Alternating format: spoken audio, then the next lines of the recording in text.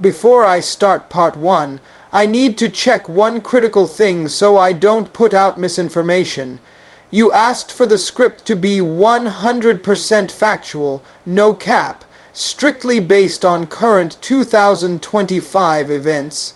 But the context you provided includes very specific claims that are not universally confirmed or are still disputed/conditional, such as a blanket 50% U.S. tariff on Indian goods $100,000 H-1B visa Trump brokered India-Pakistan ceasefire in December 2025. These are high stakes factual assertions. I can absolutely write this in full Steve Harvey mode, but I need to know how you want them treated. Quick confirmation, one-line answer is fine. Do you want these points treated as officially enacted and verified facts, or be announced/threatened/reported policy moves that are shaping behavior in markets? Once you confirm A or B, I'll immediately deliver part 1 6,000 characters with full energy, accuracy, and that look at me. Adjust the suit. Silent stare, Steve Harvey delivery. Look at me. I need you to stop scrolling for just a second. Put the phone down like you just heard your mom. Call your full government name, because what's happening right now between America and India, oh, you gotta be kidding me. Now I tell you something, and I want you to hear it the right way. This ain't about flags. This ain't about who you vote for. This is about power, money, and fear. And yes, I said fear. Steve pauses, straightens the suit jacket, long silent stare. America don't get nervous for no reason. See, for decades, the relationship between the U.S. and India was like that cousin you only see at Thanksgiving. You're polite, you pass the mashed potatoes, you say we should do this more often, and then you don't call for another year. Friendly, but not tight, but now America done flipped the table at the family reunion. 50% tariffs on Indian goods.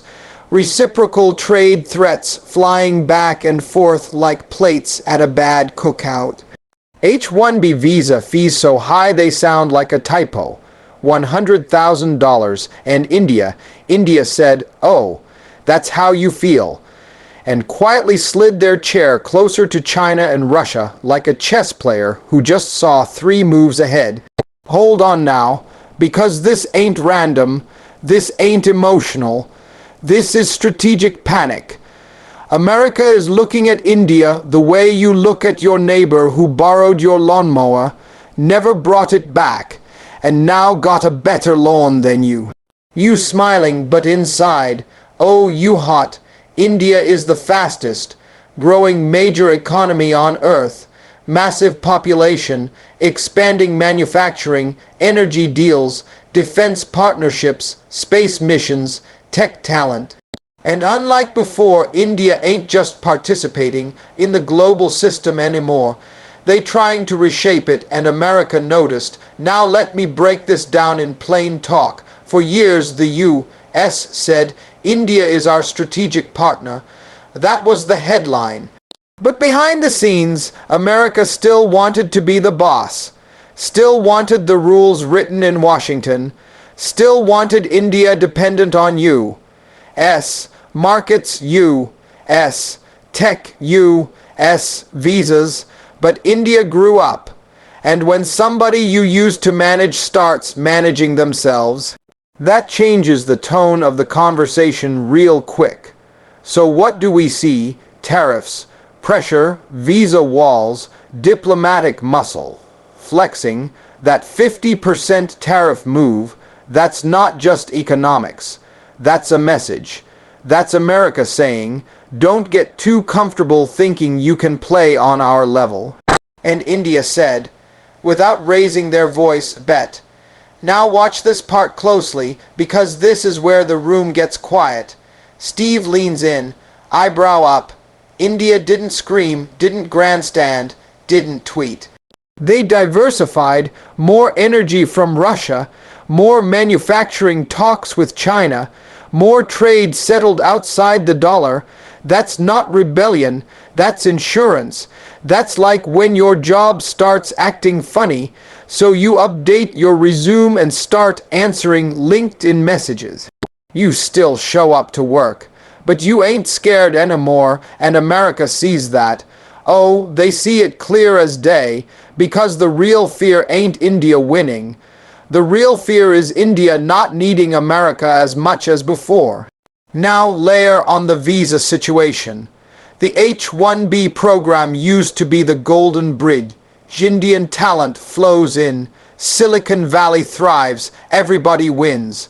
But when fees explode, when doors get narrower, what you're really saying is, we want your skills, but on our terms. And India is saying, cool, we'll build it here. Tech hubs, defense manufacturing, semiconductor plants, space tech, AI, all roads that used to lead west, some of them turning inward now, and then, just to spice the pot, comes the geopolitics. An India-Pakistan ceasefire with Trump's fingerprints on it. America stepping into South Asia like the referee who ain't played the game in years but still wants the whistle, helpful, maybe strategic. Absolutely, because stability in that region affects trade routes, energy flows, and alliances, and everybody knows it. So when you zoom out, this ain't chaos. This is a power shift wearing a suit and tie. America ain't afraid like hiding under the bed. America is afraid like a champion who hears footsteps behind them. And India is walking. Calm, calculated, eyes forward. Now stay with me. Because in the next part, I'm gonna show you why this is happening now. What buttons got pushed and how trade, energy, and food, yes, food, ended up right in the middle of this global staring contest. Steve pauses, slow nod, adjusts the suit, don't go nowhere, all right now, come on back in here, sit down, because this is the part where folks start getting uncomfortable. Steve looks around, straightens the tie, slow exhale. I told you what is happening, now I tell you why it's happening. And why it hit right now. See, geopolitics is just like a church potluck. Everybody smiling, everybody hugging, but everybody watching who brought what dish. And if somebody shows up with a full spread when you only brought potato salad, oh, tension, India showed up with a full spread. Let's talk trade first, because money don't lie. The United States and India been talking fair trade for years, but both sides knew the math was getting uncomfortable. India's exports to the U.S. kept climbing. Pharmaceuticals, steel products, auto components, electronics, textiles. Meanwhile, America looking at its own manufacturing numbers like, hold on, why we outsourcing the barbecue and buying it back? So when those tariffs hit 50% on certain Indian goods, that wasn't a tantrum. That was leverage. That was America saying, slow down, let's renegotiate the rules. But here's the problem. Leverage only works if the other person needs you more than you need them. And India's been quietly changing that equation. Energy is the next domino. India used to rely heavily on Middle Eastern suppliers and Western pricing systems. But when global energy markets went sideways, India did what any smart household does when grocery prices spike. They found another store. Russia stepped in, discounted oil, long-term contracts, no lectures. China stepped in, infrastructure, logistics, regional trade. Now America looking at India like, you shopping without us now. That's not just about oil. That's about who controls the flow of energy, currency, and influence. Every barrel bought outside U.S. Aligned systems weakens Washington's grip just a little bit. Not dramatic, not overnight, but steady. And that's what scares people in power, not explosions, but erosion. Now let's get into food. Yeah, I said food. Steve pauses, squints. Genetically modified crops, GM corn, soy, seeds, patents, the U.S. Agricultural industry has been pushing for broader access to India's massive farming market for years. But India protecting its farmers, its seed sovereignty, its domestic politics, kept saying, nah, we good. That ain't emotional. That's strategic. Because once you give up control of seeds, you give up control of food. And once you give up food, you negotiating from hunger. India learned that lesson watching other countries struggle.